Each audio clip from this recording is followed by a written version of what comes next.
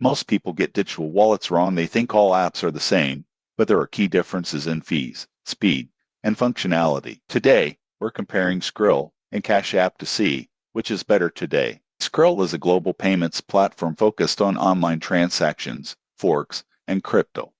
It allows sending money internationally, receiving payments from merchants, and holding multiple currencies. Cash App, on the other hand, is primarily US-based, offering peer-to-peer payments, Bitcoin trading, and a debit card linked to your balance. Most people get this wrong by comparing them only on speed. Skrill charges fees for currency conversion and international transfers, but supports more countries and currencies than Cash App. Cash App is faster domestically with instant transfers, but international use is limited. Security is strong on both platforms. Skrill uses two-factor authentication and encryption, while Cash App also offers PIN and facial recognition. Customer support differs. Skrill has global support, which can be slower, while Cash App relies heavily on in-app help. In my experience, Skrill is better if you need global transactions, hold multiple currencies, or want to use crypto. Cash App is better for quick domestic payments, everyday spending, and simple Bitcoin transactions.